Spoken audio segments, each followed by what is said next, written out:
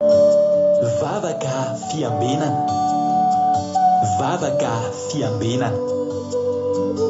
Arainao ny alatsinainy hatramin'ny zoma isaky ny amin'ny 7 sasany alina eto amin'ny pejy Andramoka Izaho Aky Radio. Vavaka fiambenana. Vavaka fiambenana. Apokalipsy 1:20 ny 2. Ary nahita aho fa indro ny tanàna masina dia Jerosalema vaovao nidina avy any an-danitra tamin'Andriamanitra, voahomana tahaka ny ampakarina efa miaingo eo amin'ny vadiny. Vavaka fiambenana. Vavaka fiambenana. Arainao ny alatsinainy hatramin'ny zoma isaky ny amin'ny 7 sasany alina eto amin'ny pejy Andramoka Izaho Aky Radio. Vavaka fiambenana. Vavaka fiambenana. Vavaka fiambenana. Vavaka fiambenana. Arainao ny alatsinainy hatramin'ny zoma isaky ny amin'ny 7 sasany alina eto amin'ny pejy Andramoka Izaho Aky Radio. Vavaka fiambenana. Vavaka fiambenana. Apokalipsy 1:20 ny 2. Ary nahita aho fa indro ny tanàna masina dia Jerosalema vaovao nidina avy any an-danitra tamin'Andriamanitra, voahomana tahaka ny ampakarina efa miaingo eo amin'ny vadiny. Vavaka fiambenana. Vavaka fiambenana. Arainao ny alatsinainy hatramin'ny zoma isaky ny amin'ny 7 sasany alina eto amin'ny pejy Andramoka Izaho Aky Radio. Vavaka fiambenana. Vavaka fiambenana. Alléluia. Dia amin'ny rivany alehibe indray lasana babalalo no eo amintsika amin'izao fotoana izao Falbenay tena ko miarahaba aminao eto amin'ity androany ity, ary manona fiadanana tompo aho amintsika tsirairay avy izay tratrantso eto ao anatin'izao fandarantsika tonga soa indray eto amin'ny fandarana vavaka fiambenana izay raha fandarana Andramoka Izaho ny Aky Radio, ny mpikambana anatin'ny groupe izay maharesy dia androany no tonga miaraka aminay dia teteny aminao hoe tonga soa ianao ary manetatra amin'ny farany ary aza mieritreritra mihitsy hoe senasena ny atongavanao eto, fa za dia resy lahatra fa misy raha ilamin'ny tompo anao ny antony atongavanao eto. Misy hafatra tena tiany ianao manokana ary amin'ny alalan'izao fandarana izao mba nividiany hitondrana anao ka dia mahareta hatramin'ny farany. Araka antsika adiny iray sasany hoe raha antsika adiny iray sasany izay inoko antenaiko, fa adiny iray sasany ifahafantsika mifampahery amin'ny alalan'ny hira, amin'ny alalan'ny tenin'Andriamanitra ary amin'ny alalan'ny vavaka ihany koa. Ka matoky sy mino fa tsy taka ny dirana teto no ivoahanao eto amin'ity androany ity lasina bavamalala. Dia tahiny tompo tonga soanareo, faly be izay mahita anareo izay vaovao tonga eto androany. Dia faly be koa izay mahita anareo efa pakety foana tonga eto androany. Niditra voalohany tamintsika teto izay miditra voalohany moa dia mahazo tsodrany. Halleluia. Niditra voalohany tamintsika teto androany dia raha navatsika Kodaniela avy ao Belzika. Tahiny tompo Kodaniela tonga soa ianao ity nitsodrano anao androany amin'ny boky Isaia 40:7-10. Isaia 40:7-10 izay mivarito izao minaran'i Jesosy: iny tonga fiadanana ilay fahoriana mangidy dia mangidina ny jo ary ny fitiavanao no namonjenao ny fanavitra ka ny amin'ny lavaka fahalevonina. Fanarianao teo ivoanao ny fahotako rehetra. Halleluia. Amen. Isaia 40:7-10 nitsodrano izay azo ndranam-bavitsika Kodaniela tamin'ity androany tika dia tonga soa Kodaniela dia fanatera amin'ny ankonanao dia tahin'ny tompo ianao. Narakaraka azy tao taorinan'ny Kodaniela tao dia niditra tao Kodaniela moa Belzika, Cyril Rozmina France, tonga soa ihany koa Loblitina France, Artisanat de Madagascar France, Nambintso Makrina Koety, Aimé Manampitso France, tonga soa Tsiriamboaramiel France, Itodraoso France, Zamina Kamaradin'i Jesosy France, Soameva France, nareo France daholo zany niditra voalohany teto aty Europa daholo. Kodaleoni Koety, tonga soa Tojo Allemagne, Mario Tansina Koety, tonga soa ihany koa filana rakoto France, ao ihany koa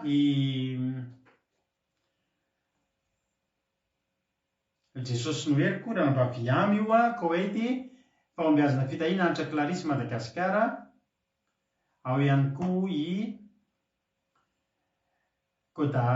Bartel Madagasikara, tonga soa Sylvie Koweity, azana soa Sylvie, Marie-Jo États-Unis, Anitra Corinne, mbola tsy fantatro aiza ny toerana misy any Anitra Corinne, raha azonao soratana kely dia amizay raha mbola fahiny tompoka tonga soa matsara eto raha pitso dia mba tadidiko amizay Anitra Corinne moa aiza sady tonga soa ianao zay avorita zany Anitra Corinne tonga teto zany. Maretatra amin'ny farany. Rantarena Marie Charline Madagasikara, Mampionina France, Erika France,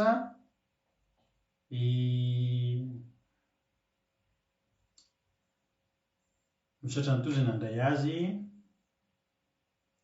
misaotra nareo rehetra mandray ny vahiny. Rahalahy Asiny Apôstôly Madagasikara, Angezolina Andresolo France, Berthe Sava Koweity, Tina Rakoto Arzaka France, Andry Anjafo Niasina Madagasikara,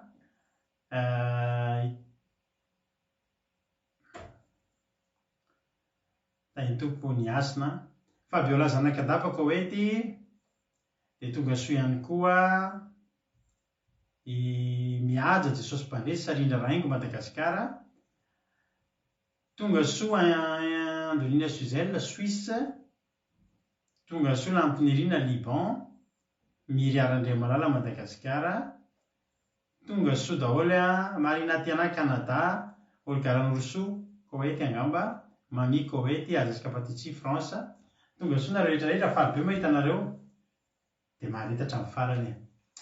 Ifampahelitsika androany andolotsika milohan'ny zavatra rehetra, andolotsika hivavaka. Andolotsika hivavaka metraka ny fotoana ampelantanan'Andriamanitra, metraka izao fotoana izao ampelantanan'Andriamanitra. Dia andao ampansotsika nababitsika Marina Tiana vao Canada izy no hivavaka ametraka ny fotoana ampelantanan'Andriamanitra. Teny tompo Angèle Pagès avy eto Français ihany koa maharitatra amin'ny farany daholo. Ndao ary teny tompo Marina Tiana anao avy hatrany ny fitenenana.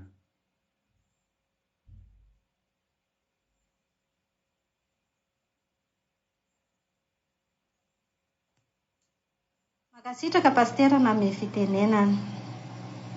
Andriamanitro, tonga eto zahay faly fa hitafatafa aminao indray, hiresaka momba anao, hitory ny hatsaranao, ameteny ho an'izay malahelo ampahery azy ireo ary ho ravo ao anatin'ny teninao.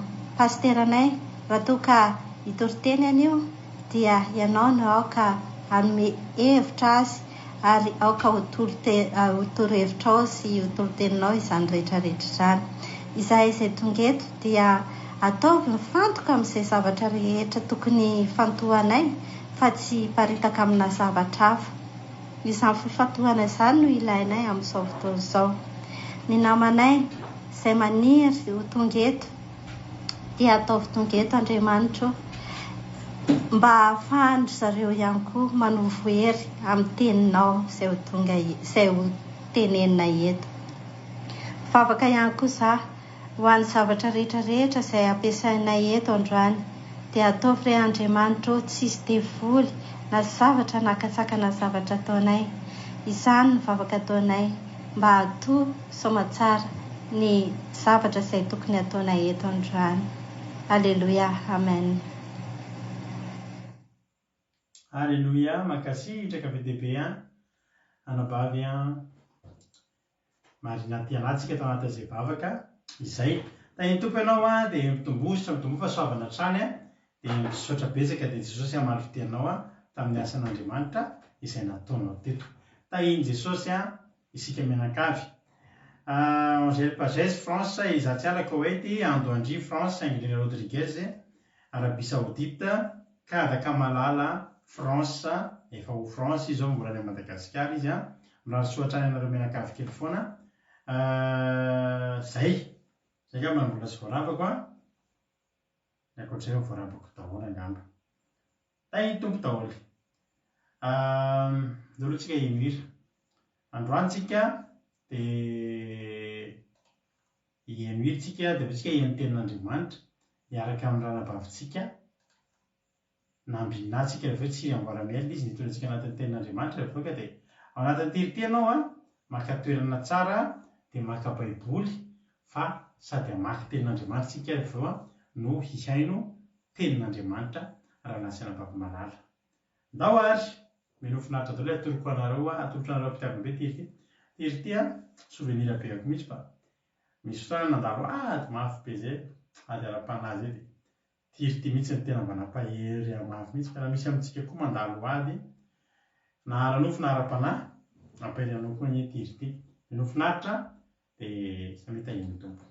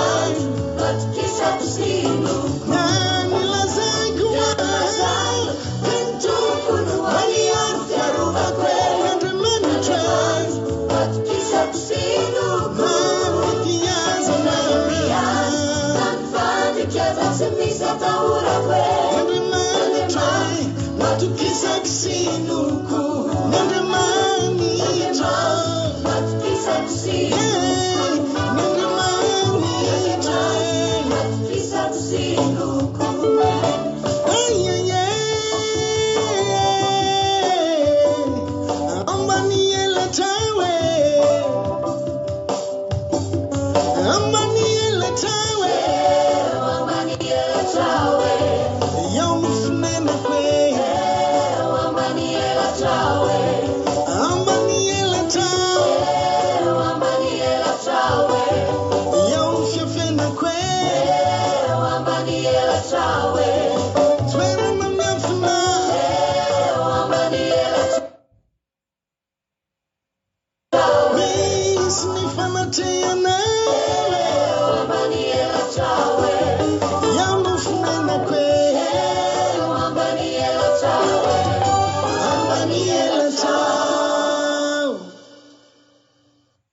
Alléluia, sady rehefa sy any ilay j'adore fa ohatrany mitady tapaka izany fandarantsika izany an. Azary tapaka moa ty fandarana ity an dia tsy mirelancer tsy hoe dia rapitsika mionety raha sanatria moa izany. Alléluia. Fa rehefa nareo ny j'adore nareo an dia mba tsy tapaka io moa ny fitondranam-bavaka koa tsy ataontsika ambany zavatra. Izany hoe mitondram-bavaka mba tsy ho tapaka. Alléluia. Ny tomparitsika rehetrarehetra doary tsika hiaino toro-teny avy hatrany tsy tsika resaka lava be fa manjary vao mety tapaka fa filazan-draharaha kely fotsiny amin'ny fanazana tamintsika moa fa amin'ny misaotra tojo makasitraka tahiny tompo amin'ny zoma 29 septembre tsika dia ankalazany 5 taona. Alléluia. 5 taona ny Akiradio. Afinaritra fotoanantsika misy satria alim-bavaka no ataontsika amin'io fa tsy vavaka fiambenana, izany hoe mahasamihafa azy vavaka fiambenana ataontsika eo amin'ny adiny iray sasany eo na mahery fa amin'io tsika eo amin'ny adiny 3 ny rahantsika eto amin'io satria maro ny zavatra ho atao andre firariatsoa avy aminareo avy amin'ny ankizy atao amin'ny groupe izay maharesy ary asaina ianareo raha misy aminareo mpijery mpanaraka eto mety mba nahita fahasoavana, mety mba nahery tamin'ny fanarahana izao fandarantsika io, mety nahita valim-bavaka natsapa aim-panahy tamin'ny firenonan'ny fiarahanao tamin'ny Akiradio sy ny firenonan'ny vavaka fiambena sy ny fandarana rehetra sy ny zanam-pandarana rehetra izay misy eto dia raisina tanandroa hitahiny tompo anao sahady ane raha mba misy teny mamy firariatsoa avy aminareo dia aza misalasala mandefa alefaso video aty aminay ny tena iriko raha mety aminareo raha amianareo mampiona dia mampiona alefa satria ny telefony somary efa saturé be dia tiako raha mba tonga dia mampiona ny alefanareo izay firariatsoa izay tahaka izany koa nareo atao amin'ny groupe izay maharesy to dia alefanareo ny mampiona ny video eo amin'ny ray minitra eo dia ampy moa dia misy zavatra be dia be fa dia hoe izay firariatsoa kely mba sy izay mba ao am-ponareo dia ireny matambatambatritsika dia ho alefantsika ny aingontsika ny fandarana amin'io zoma 29 septembre io. Ny sabata 30 septembre moa dia mbola hiamoka tanteraka anatin'izany mba fifaliantsika izany hoe 5 taona ny Akiradio izany ihany koa dia ny lahady moa izay manana programme mahafinaritra atao anatin'ny groupe izay maharesy ato anaty Zoom ato isy fiarahana misakafo en ligne eto amin'ny alahady 1er octobre io. Alléluia. 5 taona amin'io tsika no nisy ny radio ny fandarantsika kosa dia amin'ny janvier indray tsika amin'ny janvier 2024 ankalazany 5 taona satria ny fandarana vavaka fiambenana dia nanomboka ny fandarana andramboka izao moa fa tsy hoe vavaka fiambenana fandarana andramboka izao dia nanomboka ny 1er janvier 2018 dia amin'ny janvier 2018 indray tsika mba ankalazany 5 taona samy matsy ny fandarana andramboka izao nanomboany sy ny nanomboan'ny Akiradio samy hafa izay fa tsarovantsika daholo izany satria fotoana mamy ny tahin'Andriamanitra antsika daholo. Dia tahiny tompo ary tsika ndoary to dia mpandrosotsika nanavavitsika nambilinay dia manasanao hiaino toriteny aorian'ny toriteny tsara koa ilay ira tian'ny ny salinina ilay ira tahiny tompo nareo misaotra nareo amin'ny fankasitrahana hiaino toriteny tsika hitondra navavitsika nambilina aorian'ny toriteny dia iveriny eto indray tahaka ny mazatra melabelatra ny tenin'Andriamanitra mino finaritra tolo ary tsika rehetrarehetra nambilina anao ny fitenenana. Manonona ny fiadanan'ny tompo amintsika rehetra tsirairay avy ny tenako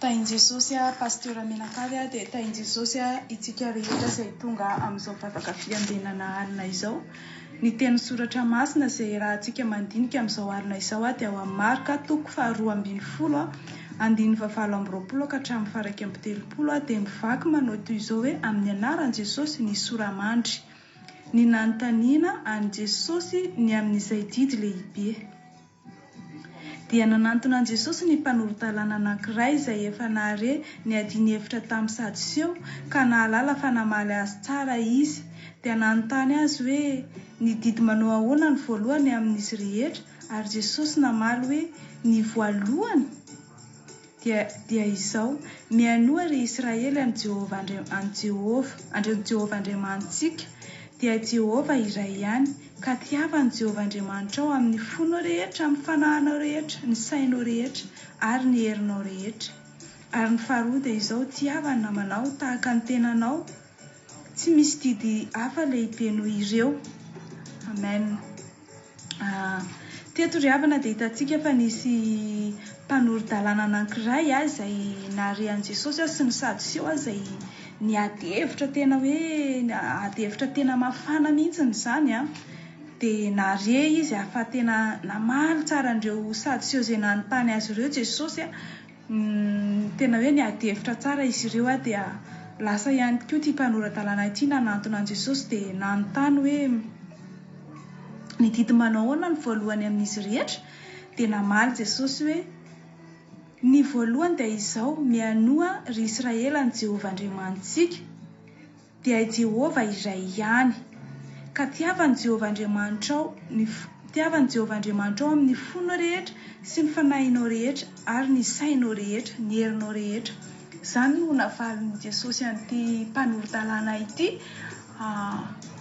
Naprisia an'ity mpanoron-dalàna ity, nasainy hiverina amin'Andriamanitra, nasainy hiaino an'i Jehovah Andriamanitra, hiaino an'i Jehovah Andriamanitra, hakatoa an'i Jehovah Andriamanitra amin'ny fosiny saina amin'ny rehetra, ary ino ihany koa fa Jehovah Andriamanitra dia tokana. Eto dia voalaza marina mihitsy fa Andriamanitra dia tokana, tsy misy anaky folo na anaky efatra fa dia tokana Andriamanitra. Izy irery ihany no Andriamanitra, satria vao marina tsara mihitsy eto hoe Jesosy tena niteny an'izany tamin'ity mpanoron-dalàna ity. Fa nahoana moa Jesosy no niteny an'izany tamin'ity mpanoron-dalàna ity? Satria ny zanak'Israely dia tsy mba nino an'Andriamanitra tokana, fa nampirafy an'Andriamanitra tamin'ny Andriamanitra maro, tamin'ny Andriamanitra sampy isan-karazany, ary nampalahelo an'Andriamanitra ny zavatra izany. Dia teto Jesosy dia tena hoe mamerina amin'ny laony mihitsy hoe mianoa an'i Jehovah Andriamanitra, Andriamanitra dia tokana, tiavana azy amin'ny fo rehetra, amin'ny hery rehetra, izany hoe ny fonao rehetra, ny herinao rehetra, ny izay rehetra nananao amin'ny fonao, ny herinao, fanahinao dia tokony atotonao, tokony tiavanao an'Andriamanitra fa tsy tiavanao zavatra hafa na entinao amin'ny zavatra hafa.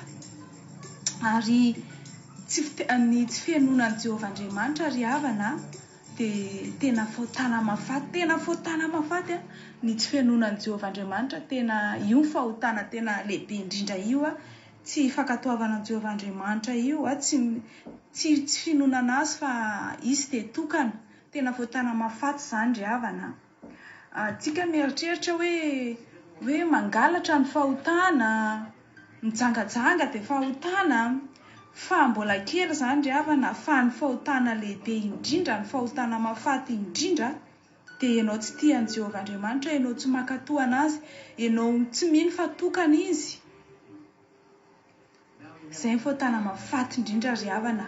Fa ireo izay fahotana kely izay notononiko teo hoe mangalatra na mijangajanga, rehefa tian'i Jehovah Andriamanitra ianao, rehefa mino anazy fa tokana ianao, rehefa miaino anazy ianao, dia tsy ho vitanao izany hoe andeha hijangajanga, tsy vitanao izany hoe andeha hangalatra, tsy vitanao izany hoe andeha hiteny ratsy sy hanao zavatra ratsy izany, tsy vitanao izany ry havana.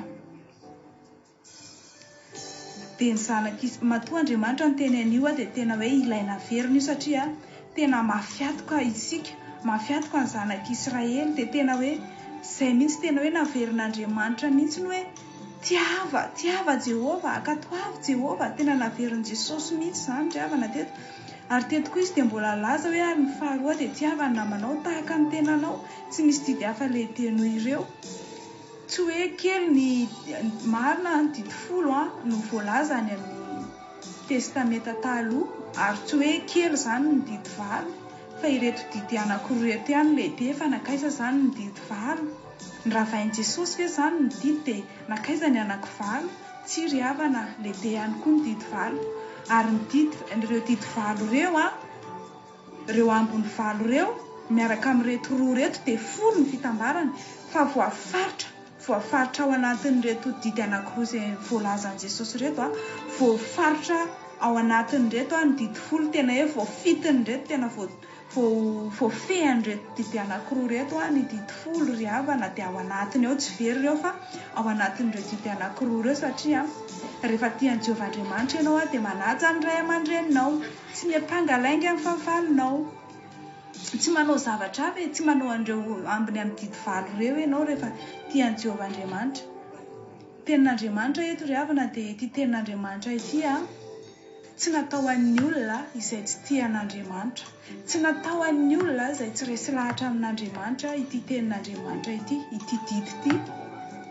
Raha io tenin'Andriamanitra io dia hoentintsika ho zaraintsika amin'ny olona izay tena tsy tia an'Andriamanitra fa manohatra an'Andriamanitra tsy resy lahatra amin'Andriamanitra.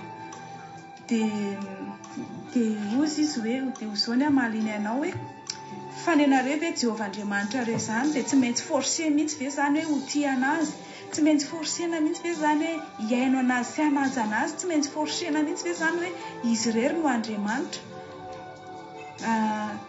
I Farao koa ane mba Andriamanitra e, i Boda koa ane mba Andriamanitra e, i Moloka koa ane mba Andriamanitra e, i Ganesy koa ane mba Andriamanitra e, i Shiva koa ane mba Andriamanitra e. Tsy maintsy izany na valon'olona aminao satria izy tsy tian'i Jehovahandriamanitra dia rehefa tsy tian'i Jehovahandriamanitra izy dia tsy halala velively momba an'Andriamanitra novinanoviana mihitsy izy dia hanohatra. Ary teny koa izy hoe ahoana koa ny itiavanay olona hoe eto koa dia forsena koa izany izay hoe itian'ny olona izay efa nanao ratsy anay, olona izay efa namono anay, fa maninona izay tsy maintsy forsena ho tian'izany. Tsaroako mihitsy ry havana hoe raha vao resy lahatra tamin'Andriamanitra tsika dia ny havana tamin'ny olona izay nanana tamintsika, ny olona izay nedivantsika, nandeha mihitsy tsika nandeha nandoam-baravara nandreny olona izay nedivantsika nananaovantsika ratsy ireny, nandeha nifona tamin'ireny tsika, nandeha nangata-pamelana tamin'ireny tsika, nandeha nitady fihavanana tamin'ireny tsika. Tena mafy izany ry havana. Tao ihany koa ny olona izay mety hoe nanao ratsy atsika dia tsika ihany koa mbola nandeha nitady fihavanana sy nifonana nendry tena teo anatrehan'ireny olona ireny. Fa Andriamanitra mampandresy atsika, Andriamanitra mamery atsika na fa atsika nanao an'izany zavatra izany. Izany no tena hoe sarotra ry havana, ny hoe no ity fahavalo no ity ny namana ity, mbola mora izany ity namana izany ry havana, kanefa didy lehibe io amin'Andriamanitra. Aprisian'Andriamanitra tsika mba hifankatia isika samy olombelona, ny dikan'io ry havana dia tsika samy olombelona mba hifankatia ihany koa, mba hihavana, tsy hiravy, tsy hifanenjika, fa tena hoe hifankatia.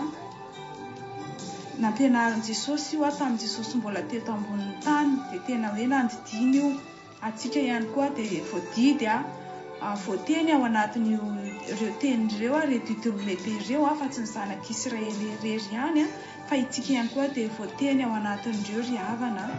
Ary izany afatry Jesosy izany dia tsy nijanona hoe tamin'izy teto an-tany ihany dia nijanona teo vitatreo izany, fa na dia teo amin'ny hazo fijaliana ary izy ry havana dia mbola ny hazo fijalian'i Jesosy dia mbola manambara ihany koa ny havanantsika, itiavantsika an'Andriamanitra, mampihavana antsika amin'Andriamanitra, mamerina antsika amin'ny olombelona sy Andriamanitra, ny olombelona hitodika amin'Andriamanitra hihavana.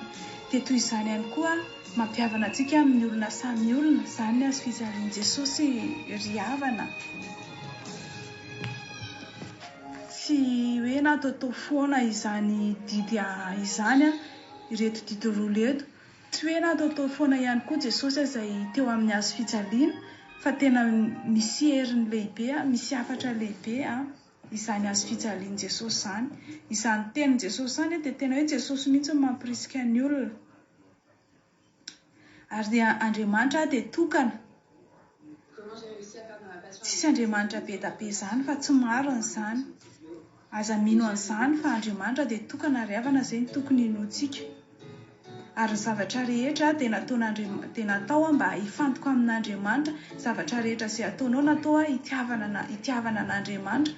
Tianao daholo, tianao zavatra rehetra izay ataonao satria avy amin'Andriamanitra izany dia entinao hisaorana anazy, entinao hankalazana anazy, n'inona ry havana mety hoe mitranga sy miseho amin'ny fiainanao dia ento hitiavana an'Andriamanitra izany rehetra rehetra izany, ento heno ny feoany, ento hankatoavana anazy sy hinonana azy. Dia izay ny teny izay nentina androany hisaorana ny Andriamanitra ny amin'ny tenina isaorana ny fanahy masina mety badabada no nanambara izany tamintsika fa ao ny fanahy masina anazavantsika raha ohatra hoe tsy nazava ny fanazavako dia anazava amintsika rehetra tsirairay avy ary any koa dia ho ahy ihany koa ity teny soratra masina ity dia tahin' Jesosy itsika rehetrarehetra. Amen. Halleluia.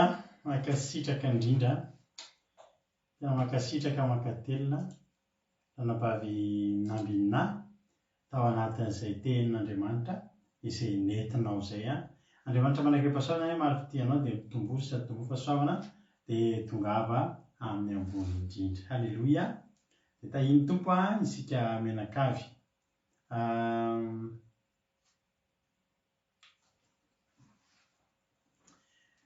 Raha mbola misy tsy voarapako dia arabaiko aloha. Soa meva ve fa narabaiko teo tonga soa. Hitako koa tery Ralobenja. Izay ihany aloha mbola tsy voarapako.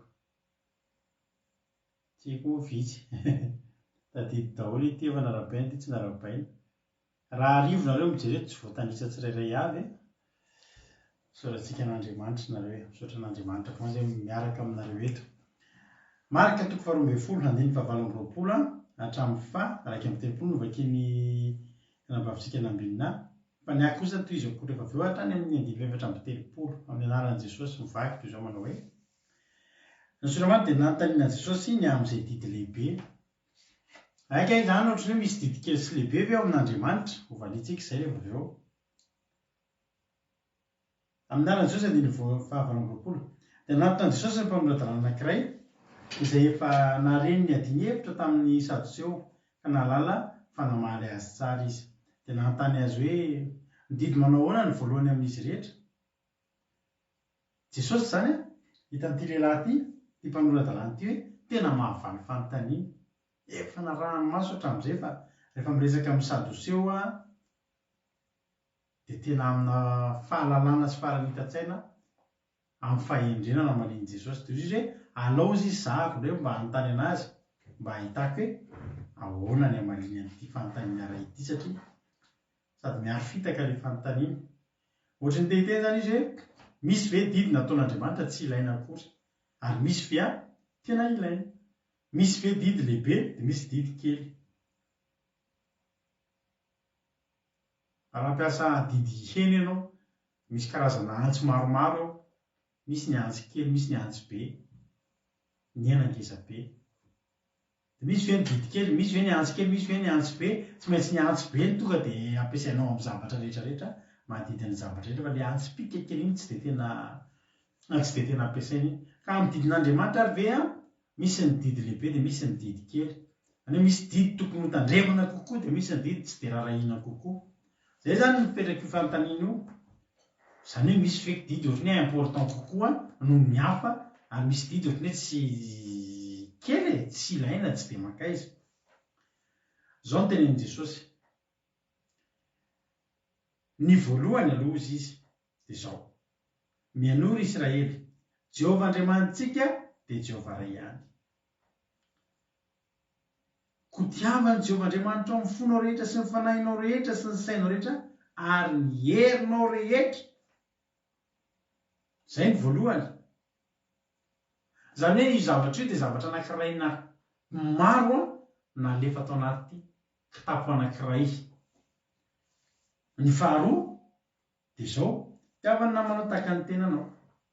Tsy misy didy hafa lehibe noho izao. Amin'ny Jesosy izany ireo anankiroa hoe ny didy lehibe indrindra. Izany hoe nomeny Jesosy antsika, namorainy Jesosy izany lavana ny fiainantsika ny tena marina.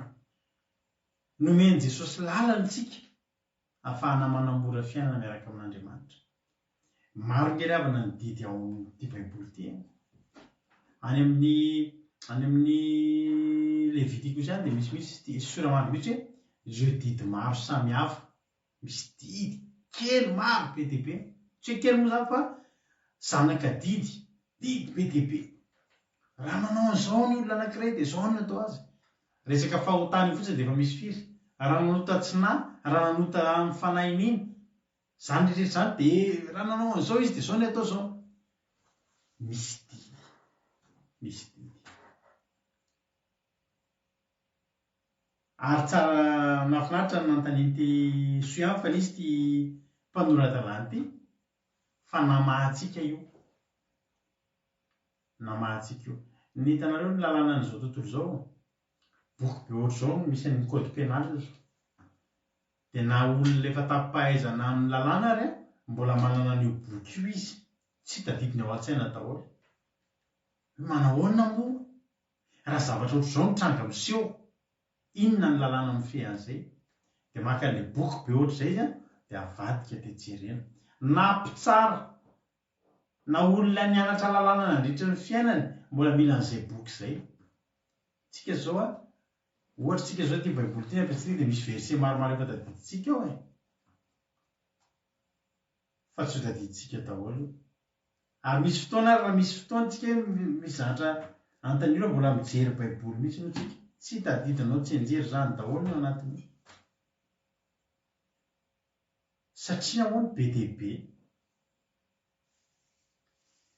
Ny mpahay lalàna dia miaraka amin'ny code pénal izy dia jerenao daholo arakaraka ny mitranga izay misy. Fa ao amin'Andriamanitra koa maro ny didy izay napetraka Jehovah Andriamanitra. Tsy ny didy folo ihany, fa misy ireo didy maro samihafa. Ny tiany Jesosy teneniny eto dia izao: raha fetsifetsy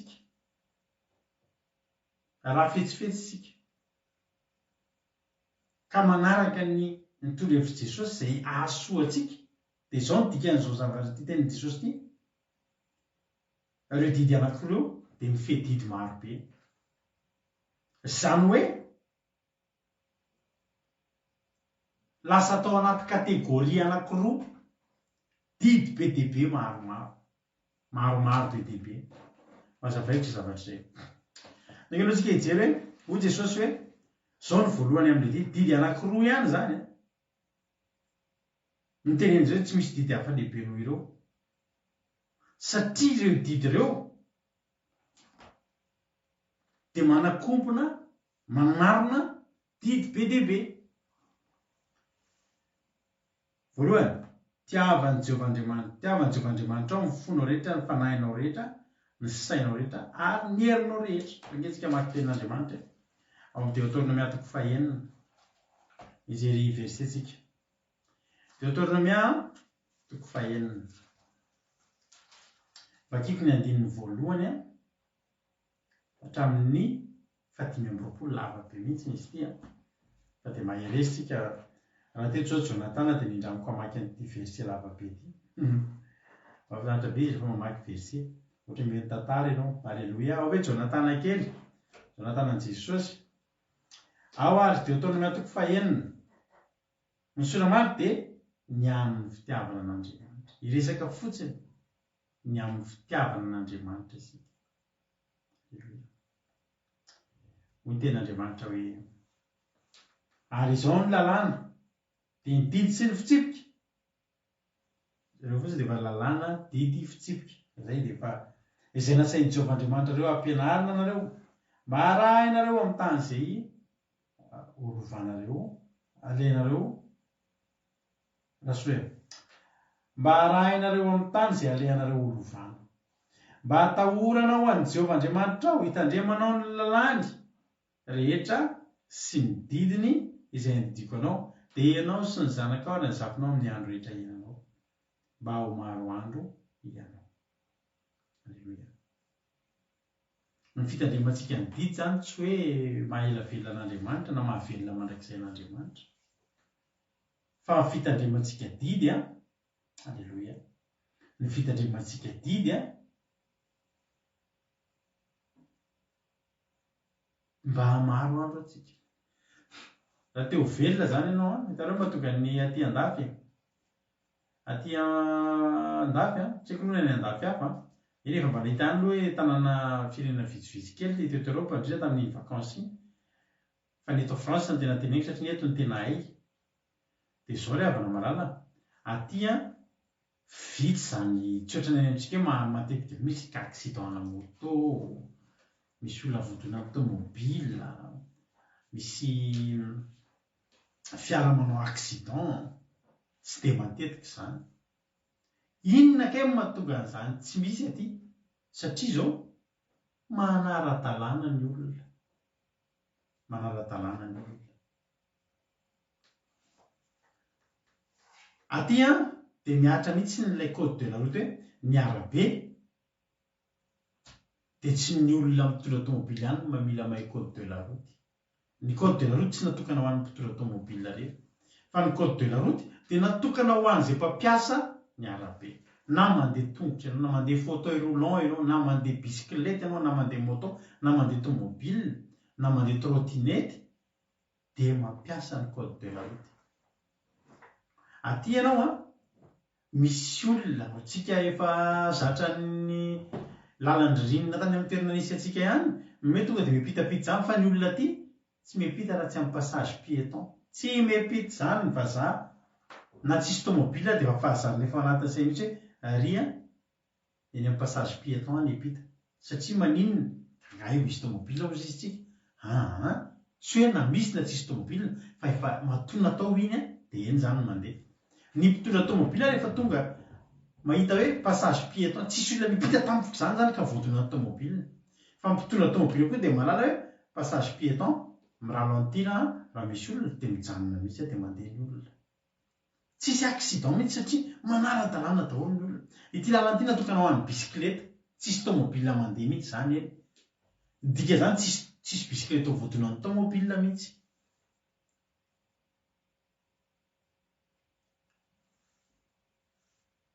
Zany hoe ny fanarahan'ny olona n'ilay lalàna izay napetraka zany lalàna fifamoivoizana dia asoa ny olona tsirairay avy. Raha te ho ela velona ianao zany tsy ho voadona ny tomobile, tsy ho tratry ny accident, dia manaraka ny lalàna fifamoivoizana.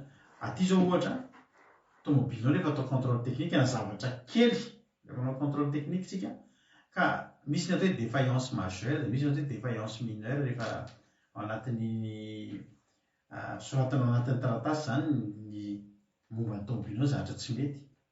Fa raha vao mahakasika resaka sécurité aty dia tsy mandefotra mihitsy ny vazaha. Hoe frein anao tsy dia mihinana tsara zany, tsy lany visite indry, avereno na namboary, mivereno atao fakaroa volana. Tsy mahazo mandeha any amintsika, any amintsika ireo fa any amin'ny tanàna somary tsy dia manisy vidiny an'izany resaka fanarahan-dalàna zany, impiry izay mitondra tomobile, popila impiry ny frein vao mijanona ny tomobile io. Dia inona ny zavatra mitranga? Dia mitombo ny loza satria hatrany dia efa misy ny ino dia izy ity? Ny tsirambina.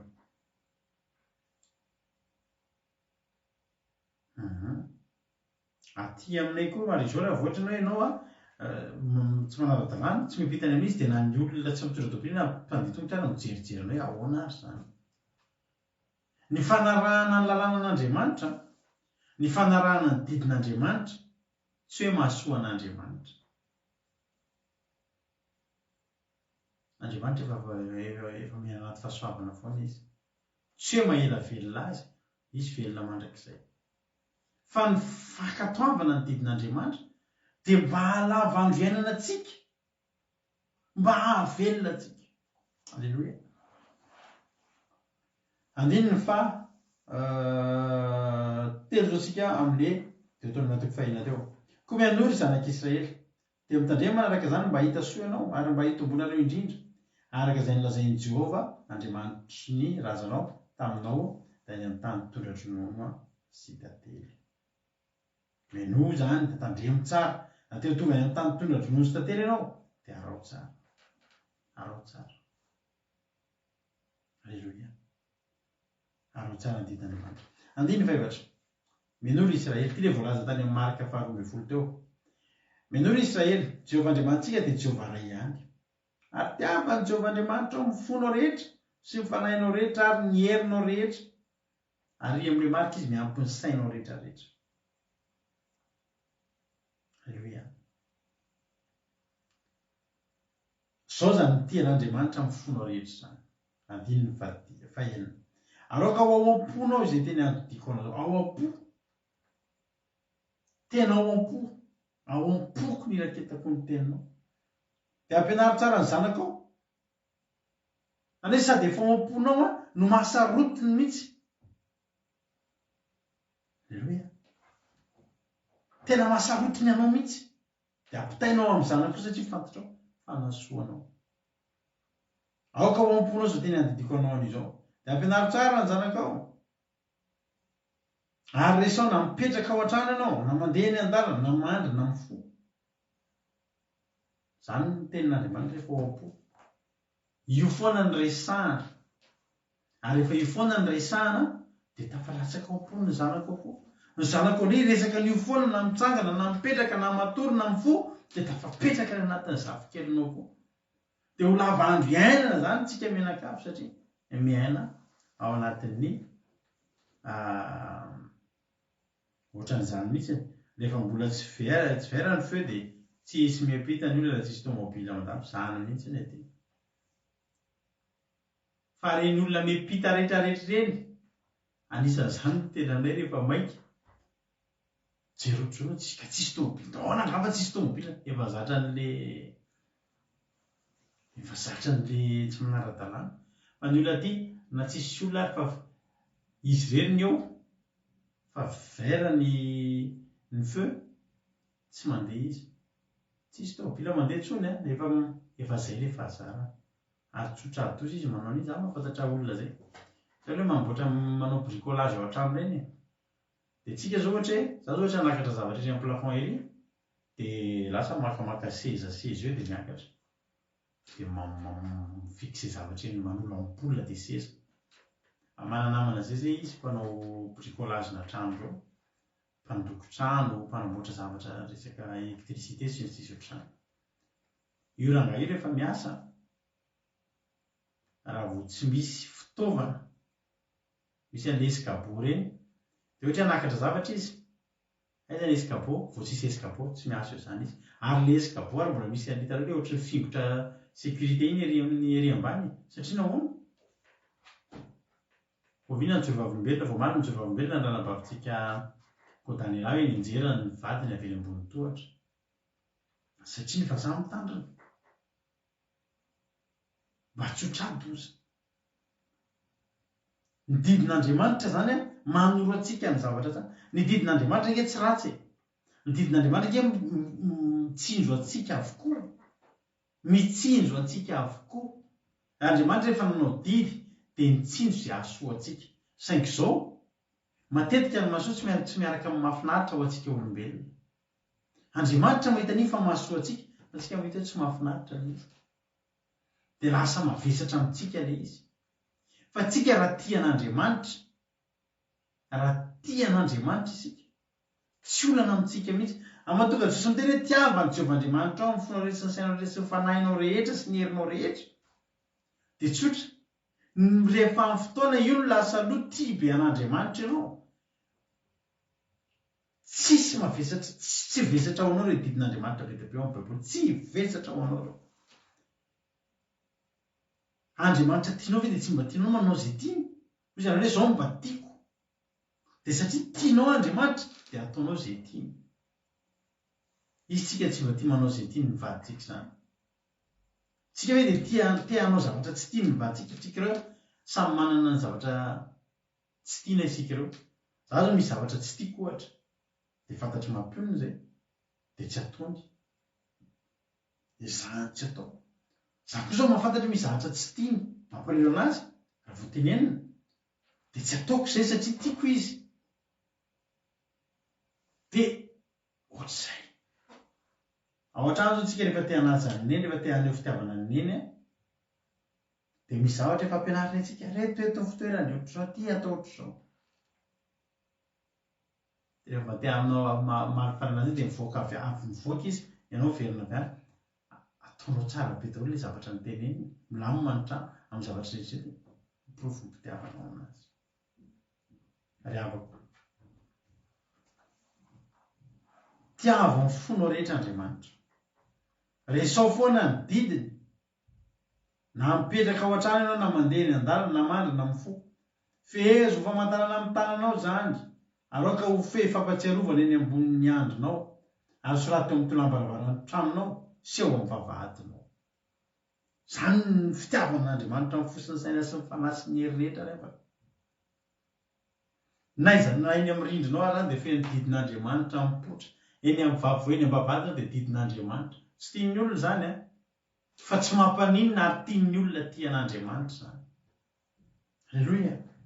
Ary rehefa entin'ny Jehova andimbampolo zao tsika dia taon'ny matoko fahenina. Ary rehefa entin'ny Jehova Andriamanitra ao any amin'ny tany izay niainana tamin'ny Abrahama sy Isaka ary Jakoba razanao omenanao ianao dia tany misy tanàna lehibe sady tsara izay tsy nataonao sy trano feno zava-tsoa rehetra izay tsy nofenonao sy lavaka famorindràny voalavaka eo amin'ny vato izay tsy nolavahanao dia tany voavoly voaloboka sy hazo oliva izay tsy nambolenao ary mihinana ianao ka voky dia mitandrema fa anao adinonao Jehova izay mitondranao nivoaka avy tany amin'ny tany Egipta tany amin'ny trano nandevozany.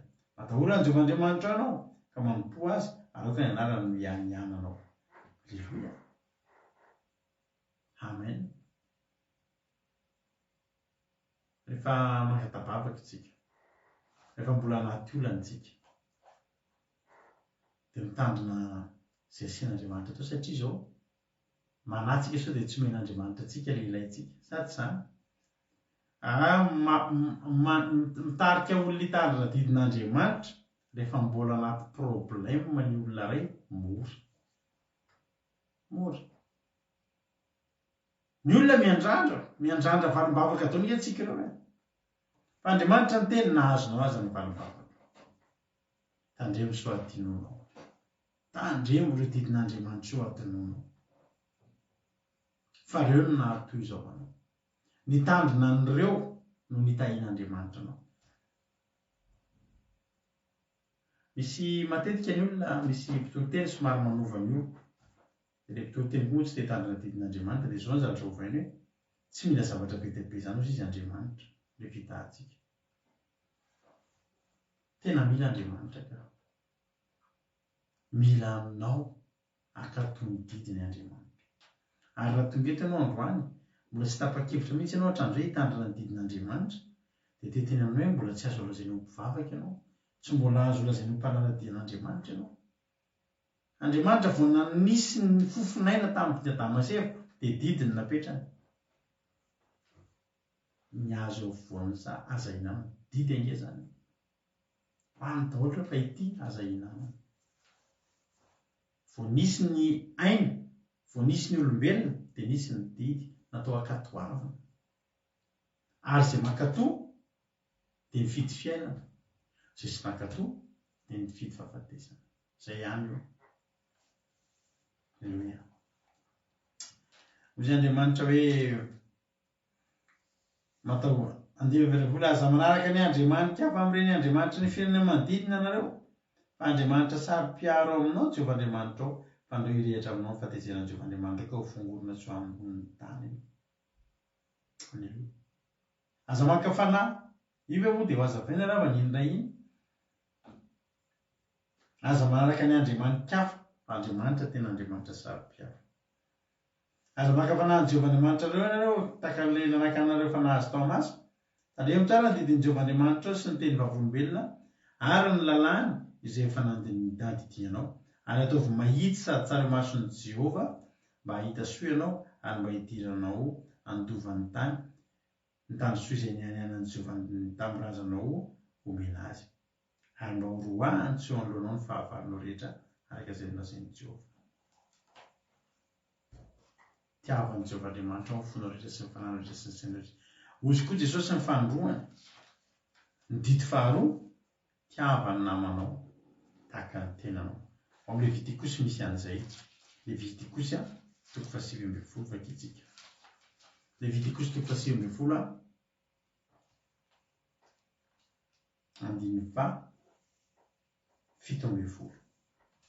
Levitikosy 7:10 andiny fa 7:10.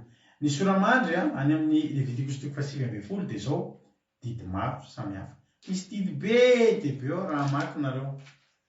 Fa izao tao anatin'ireo dia ny nitsongain'Andriamanitra dia ao anatin'io raha mamakinareo aza mangalatra aza mambitaka aza miteny ratsy ny marenina aza manisy zavatra matafotoany alohan'ny jamba aza manao zay tsy marina fitsarana aza mandehandeha mivana ratsy amin'ny firenenao zany rehetra zany didy daholo aza misy mandry amin'ny andevavy zay voafofon'olona ho vadiny aza omana zavatra misy raha aza manao sikidina manandro any amin'ny 5 zany teneniko zany aza mitetika ny tenanareo noho ny maty aza manao tombokavatsa reo misy didy hatramin'ny tatoazy raharan'Andriamanitra anaty didy daholo nge zany aza mampijangajanga ny zanaka ho vavy ampaloto azy fa ndray jangajanga ny tany ka ho feno fahavetavetana zany rehetrarehetra zany didy daholo zany re olona fa zao hoy Jesosy reto anankiroa reto tsy misy lehibe noho ireto zao ny havana ny ataontsika androany tsy ho voatandritsika tsy ho hitatsika daholo reo lalana rehetrarehetra reo fa andao reto anankiroa reto ny tena imasoa atsika andao reto reto tena imasoa atsika ny lehibe indrindra dia ilamina rehetrarehetra tsy vitatsika reny tiavany namana tahaka ny tenanao 120 tsika zao le Levitikos 120 aza makala ny ralahanao amin'ny fonao mananara dia mananara ny namanao mba tsy azahoanao eloko noho ny aminy aza mamaly ratsy mamaly ratsy na manao lolopo amin'izay firenena aminao fa tiavany namanao tahaka ny tenanao izany Jehovah tiavany namanao aza manao andolopo aza mamaly ratsy dia jerenareo ndreka tsika hijery ny didy folo iverenantsika rehefa ao fa hijery ny didy folo tsika Exodosy 20. Exodosy 20 ny didy folo. Exodosy 20 andininy voalohany ny nanomezan'Andriamanitra ny didy folo tary amin'ny Levitikos teo didy maro samy hafa dia hitantsika teo efa vakitsika fa dia misy karazana didy ange zany didy tena be dia be ny ao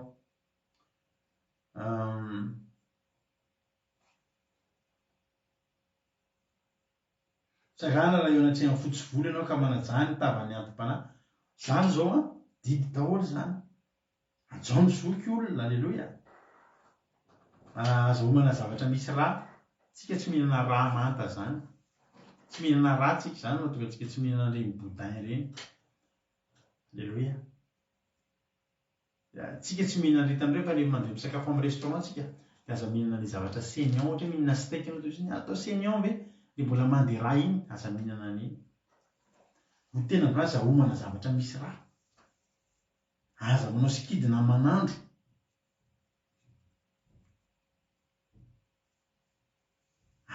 aza mitetika ny tenanareo noho ny maty le mandratradratra ny tena reny rehefa misy maty aza manao an'ireny fatidra itanareo hoe fatidra le hoe andao na fatidra tsika isanao aza manao an'ireny aza manao tombokavatsa tatouage reny rehetrarehetra reny aza mba hisoraka an'Andriamanitra mihitsy za tamin'ny mbola kely anisan'ny faniriako zany mba hisy tatouage zany tena nandratra tena mihitsy taloha zay tsondrotsondromba dia asiana tena le anaty pile iny le pile mirado iny dia atao mihitsy fa tsy nety vanina mihitsy efa nasiko sarona fo teto impiry dia asiko air ao anatiny fa tsy mety mihitsy aiketo sitrapon'Andriamanitra fa iverintsika eo amin'ilay Levitikos 7:7 aza makala ny rahalahana Jesosy ny teny hoe tsy misy lehibe noho ireo tsisy lalana lehibe noho ireo ndraika tsika hijery amin'izay ny Exodosy Exodosy 20 ny amin'ny didy folo na ny maizan'Andriamanitra ny didy folo andiny voalohany dia nilaza zao teny rehetra zao Andriamanitra ka nanao hoe zao ny Jehovah-Andriamanitra izay nitondranao nivoaka avy tany Egipta tamin'ny trano nandevozana reto avy ny didy folo azy didy voalohany aza manan'Andriamanitra hafa fa za ihany didy faharoa aza manao sarin-javatra voasikotra ho anao na mety ho endriky ny zavatra eny amin'ny lanitra ambony na ny amin'ny tany ambany na izay anatin'ny rano ambanin'ny tany aza mikoaka eo anatrehany aza manompo azy fa Fasanjovan'Andriamanitra dia Andriamanitra saro-piaro mamaly ny heriko ny ray amin'ny zanaka hatramin'izay fiavo sy ny zavon-doalika dia amin'izay makahala nefa kosa mamindra fo amin'ny arivo mandimby izay tiaka amin'ny tandrina didiko. Eo zany pile wonder pile sipede misy azany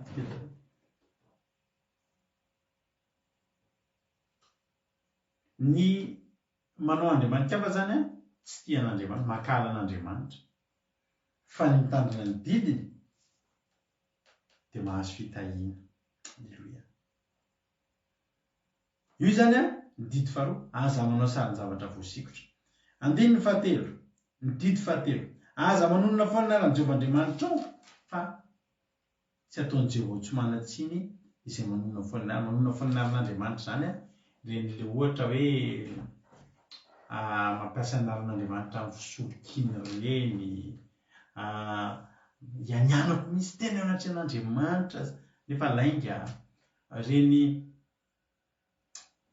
Ohatra hoe misy zavatra ataonao dia ity zao tsy avy amin'Andriamanitra fa saromanao ny anaran'Andriamanitra izaho mpanompon'Andriamanitra ohatra. Ohatra hoe andeha hanao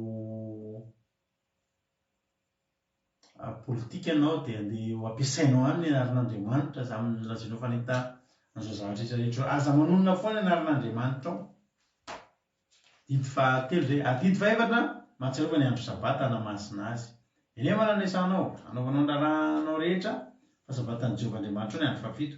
Ka aza manao raha koa ianao amin'izany na zanakao lahy na zanakao vavy, ny ankizy lahinao na ankizy vavinao na bibikiompinao na ny vahinao izay tafiditra ao am-bavahadinao fa eny mananaovan'i Jehovah ny lanitra sy ny tany sy ny ranomasina mba amin'izay rehetra aminy dia nitsahatra izy tamin'ny andro fafito. Izany mitahian'i Jehovah ny andro sabata sy nanamasina azy. Didy fahaefatra izay. Aleo ny andro sabata. Didy fahadimy, manazany rainao sy ny reninao mba ho maro andro ianao amin'ny tany izay omen'i Jehovahandriamanitra anao. Didy fahaenina, aza mamon' olona. Didy fahafito, aza mijangajanga.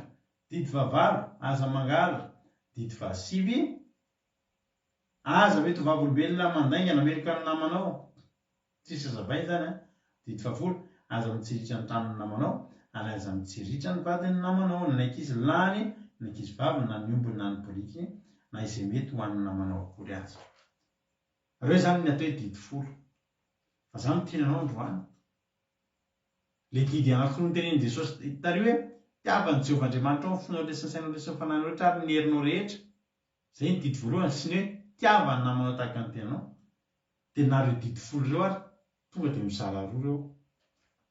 Mizara roa ireo. Ohatra, ny didy voalohany, aza manan'Andriamanitra hafa fa za ihany. Rehefa tian'i Jehovahandriamanitra ianao, voafafa ho azy zany. Tsy mila tenenina intsony na aza manan'Andriamanitra hafa.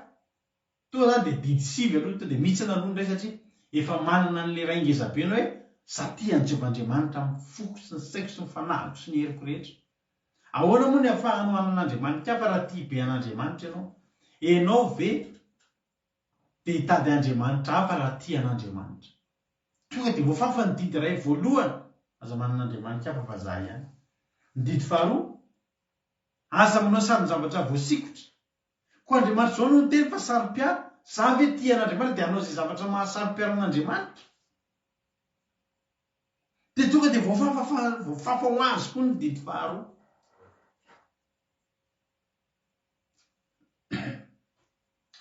Ny didy fahatelo, aza manonona foana ny anaran'Andriamanitra. Ny Andriamanitra ve tiako dia ho alaiko baraka ho tonontononiko amin'ny zava-poana ny anarany. Satria izy tiako dia tsy ataoko izany. Tonga dia voafafa ny didy fahatelo. Didy fahaefatra, mahatsiarova ny andro sabata. Inona moa mazava-dehibe ao amin'ny andro sabata io? Ny mahazava-dehibe ao amin'ny andro sabata io dia tsy mba andro tsotsotra izy io. Maro moa tsika ny teo teny ranavavy Kotanila hoe ny vadiny ozy izy tsy mety manao zavatra ny vadiny rehefa lahady fa masina ny andro lahady. Dia omeko anao ny teny azo avao amin'ny vadinao fa ato amin'ilay marika teo Jesosy ny teny ary amrinareo hoe lazaiko aminao tsy lavitra anao ny fanjakan'Andriamanitra. Resy lahatra any ny vadin-dranavavy Kotanila hoe misy andro anankiray masina fa noho tsy fahalalana satria nizay nampianarina azy ny sabata no solona andro lahady dia fantany hoe misy andro masina anankiray ary tsy diso izy fa le andro izy ny somary nikisaka kely tsy lahady le andro masina lahady dia voalohany amin'ny herinandro fa ny sabata ny masina alleloia ka raha ohatra zany tia an'Andriamanitra zay nareo Exodosy 3:30 inona moa ny ao ambadiky ny andro sabata sady anytanako anareo rehefa sabata tsika andao hitsahatra misy aminareo efa manomboka mahalala dia andramo nge ka izao zay nara fandarantsika andramo ka izao mitsahatra ianao amin'ny sabata ary ianao mitsahatra io tsy hoe mitsahatra dia matory fa andao hiaraka aminay ndao mba hiaraka aminay ho aizy alleloia manomboka amin'ny folo sasany zay dia efa miditra ato anaty zoma rehefa sabata miaraka ao anaty commencement tontolo andro anompona an'Andriamanitra sarahana fotsiny ny sisa amin'ny 7 fa tsy te hisaraka fa mamy miaraka amin'Andriamanitra alleloia Exodosy 3:30 andininy 5:10 sy 7:10 inona ny ambadiky zany sabata zany vakiko aminaran'i Jesosy Exodosy 3:30 ndao vakiko mihitsy ny 2:12 ny solamandry dia ny fitandremana ny sabata aminaran'i Jesosy ary Jehovah niteny tamin'ny Mosesy ka hoe ary dia milaza amin'ny zanak'Israely ianao hoe ny sabatako no tandremo fa famantarana ho amiko sy aminareo hatramin'ny tanànankareo farany mandimby zany mba ho fantatrareo fa zany Jehovah izay manamasina anareo ho tandremo ny sabata fa masina aminareo zany izay tsy manamasina azy dia atao maty tokoa taloha tena maty mihitsy ny olona tsy mitarika sabata satria tsy tia andreo ny tsy fitiavana an Jehovah mitarika ny amin'ny fahafatesana zay foana izay tsy manamasina azy dia atao maty tokoa fa izay rehetra fa izao io mbola mahafaty fa mahafaty ara-panahy indrindra ianao efa nanomboka nitandrina sabata zany dia tsy teteny aminao hoe manandrama nge tsy mitandrina indray sabata fa tena maty ny ara-panahinao tena maty hoy tena maty izay tsy mitandrina sabata dia atao maty tokoa tena maty ara-panahy izay tsy manamasina azy dia atao maty tokoa fa izay rehetra manao raharaha amin'izany dia fongorona tsy ho amin'ny firenena tsy azo atao mihitsy nanao raharaha na mandrehatra fa tsy nahazo natao taloha tao amin'ny rehefa sabata ohatran'izao ataontsika izao any Jesosy sabata zany tsy mivoaka tsy hoe sabata vo andeha tsena sabata fa sabata io ambany elatry ny tontolo mikobona mivavaka manokana amin'ny fotoana pilata ho an'Andriamanitra alleloia eny efa nanaovanareo raharaha fa ny andro fafity dia tena fitsarana ka masina ho an'i Jehovah izay rehetra manao raharaha amin'ny andro sabata dia atao maty tokoa dia ho tandrema ny zanak'Israely ny sabata ka ataovany azy hatramin'ny taranaka faramandimby dia fanekena mandrakizay zany 7:10 ho famantarana amiko sy ho amin'ny zanak'Israely mandrakizay zany fa tamin'ny enevana nanaovan'i Jehovah ny lanitra sy ny tany ary tamin'ny andro fafito dia nitsahatra izy ka niala sasatra alleloia alleloia any amin'ny Ezekiela 20:12 efa mitoritsika eto foana ary nomeko azy koa ny sabatako famantarana amiko sy aminy mba ho fantana fa zany Jehovah manamasina ny sabata zany famantarana mihitsy anavan'Andriamanitra ny anazy misy olombelona be dehibe eo rehefa sabata reny misy mitokana misitaka tsy kelikely mitandrina sabata to dia mariany rozy Andriamanitra hoe reny ny famantarana reny ny anahy ozy Jehovah alleloia ka ny didy fahefatra mahatsiarovana andro sabata tsy mila tsarovana intsony zany rehefa tian'i Jehovah ianao satria to dia fantatra hoe aton'ny fotoana ahafahako miseho anatreha an'Andriamanitra le fanekena le famantarana amiko sy aminy ahoana ny tsy hitandremako andro sabata rehefa izy Jesosy tiavo Andriamanitra dia mitandrina sabata ho azy ianao tsy mavesatra aminao zany tsy manonino zany satria zay ny tian'Andriamanitra ary ianao mihaona amin'ny olona amin'ny Andriamanitra tianao sady tianao ho atakalo inona intsony zany tonga dia mipirina koa ny didy fahefatra satria tian'Andriamanitra ianao manajany ny ray sy ny reninao ny rainao sy ny reninao reo dia asa tanan'Andriamanitra io ary tian'Andriamanitra ary anatin'ilay didy samihafa ao tena misy mihitsy ny fanajanany ny fotsivolo sy ny atim-panahy ka raha manaja ny rainao sy ny reninao ianao raha tian'Andriamanitra ianao zany voafafa koa io didy fahadimy io tonga ianao dia manaja ny ray sy ny reninao azy satria tianao Andriamanitra aza mamono olona ny didy fahaenina ny sahiranan'Andriamanitra kenanao antsika olona eo e. Zany mahatonga antsika tsy mahazo malala zaza na bevoka satria mamono olona. Fahotanana fa tena trean'Andriamanitra satria asa tanany ny sahiranany.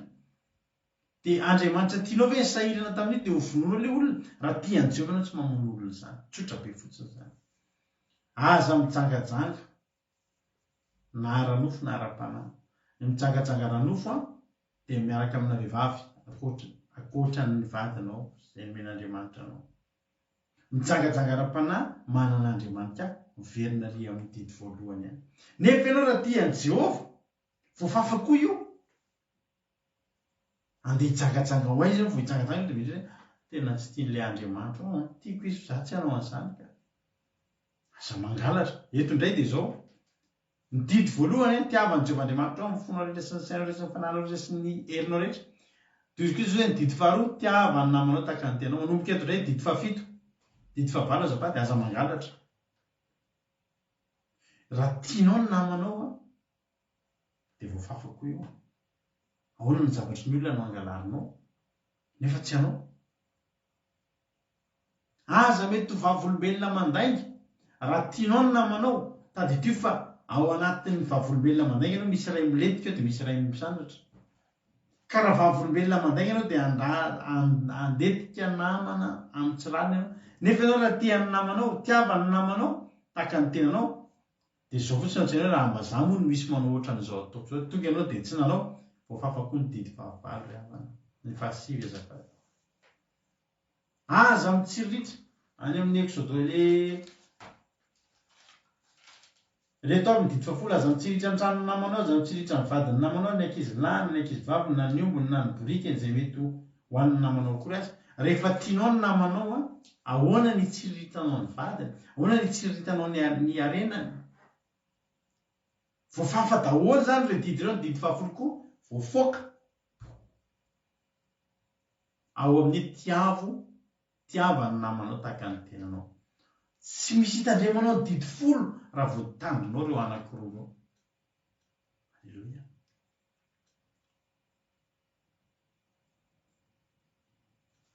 Vakitsika ilay Levitikos 7:20.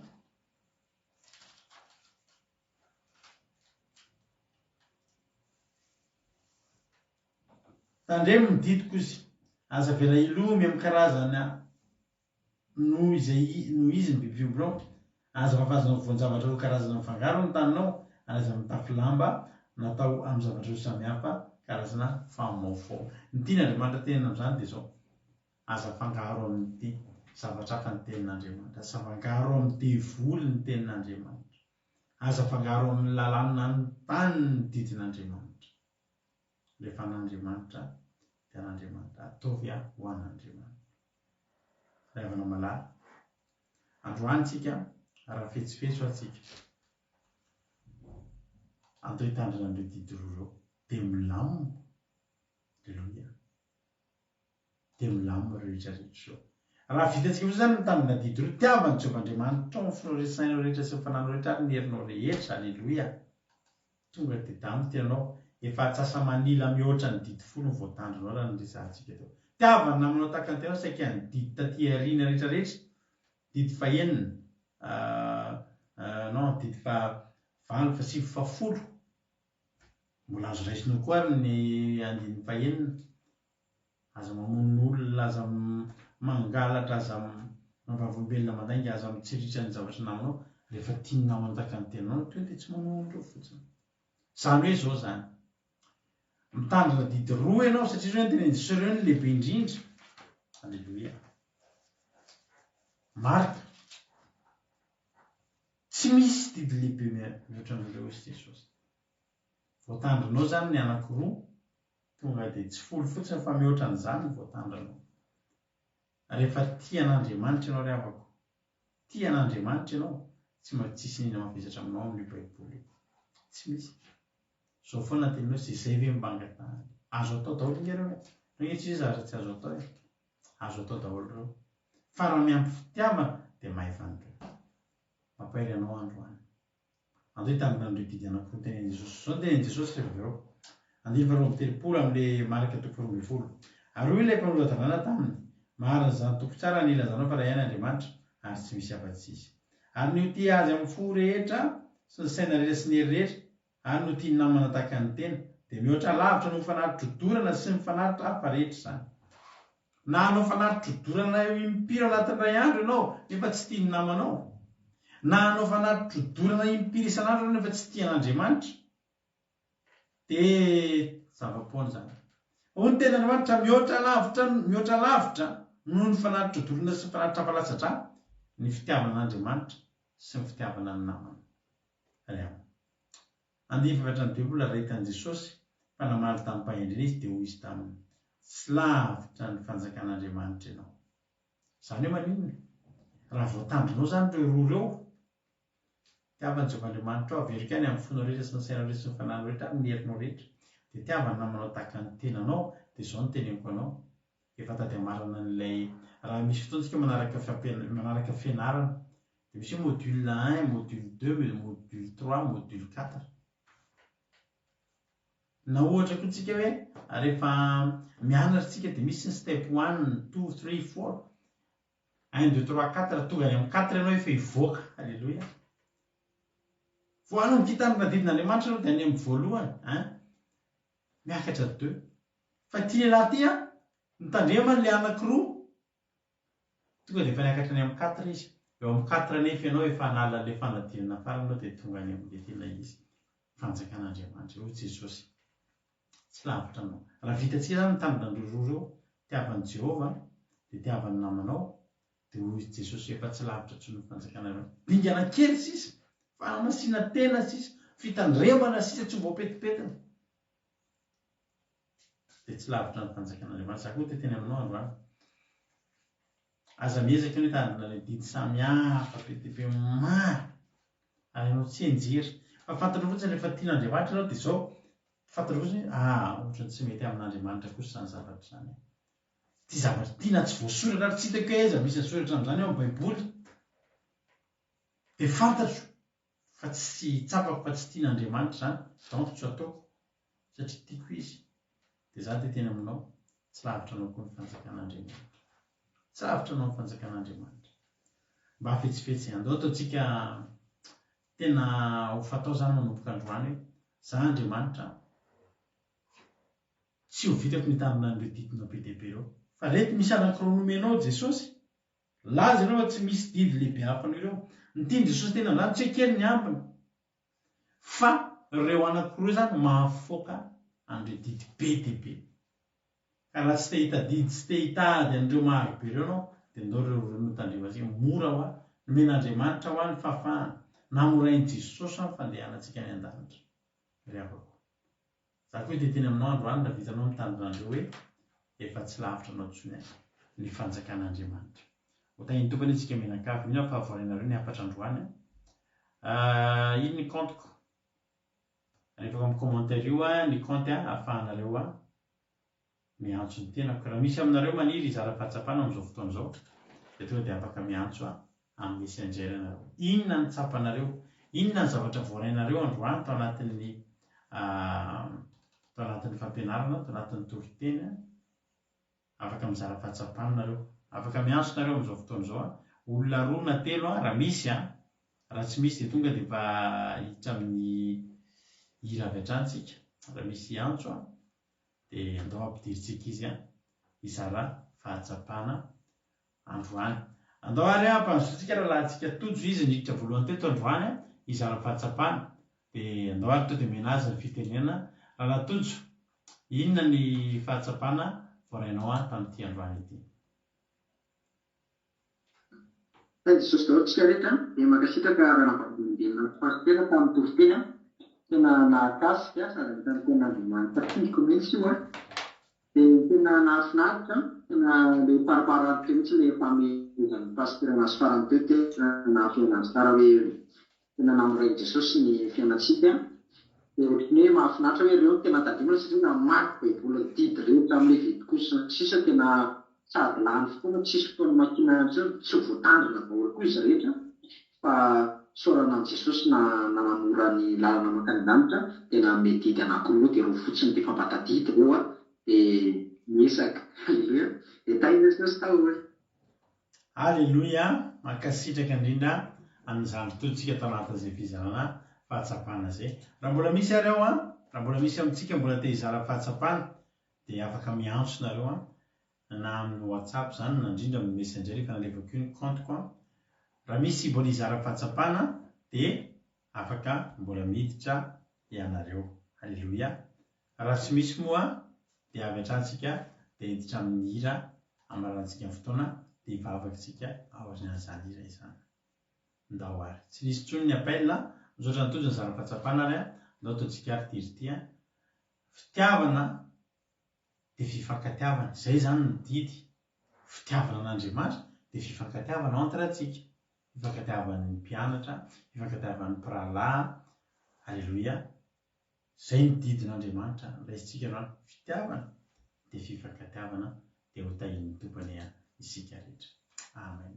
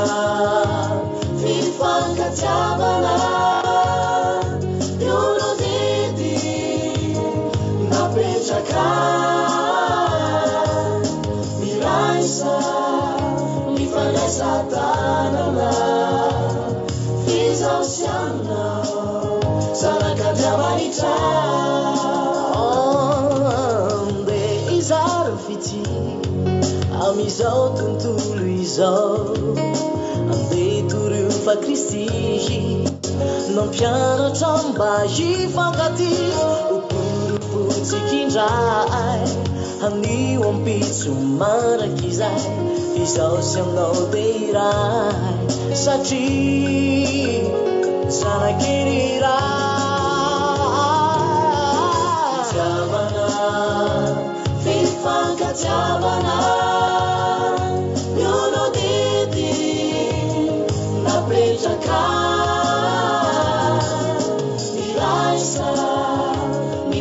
Satarana Fizosiana Sanakadiamanitra Fitiavana Fifankatiavana Yolodedi Napetraka Firaisa Mifanasatarana Fizosiana Sanakadiamanitra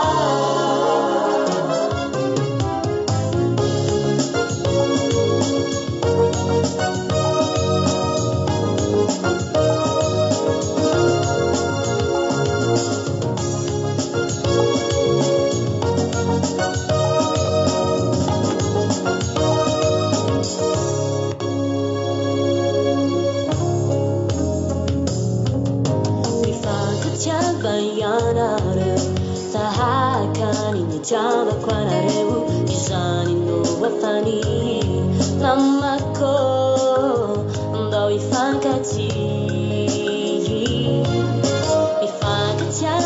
yanare tahaka ni Java kwanareu izani no wafani namako ndo ifankati Achane paranitani ande izarilai della fitiavana mamo afa wali yunde jecha fitiavana vidici mala peja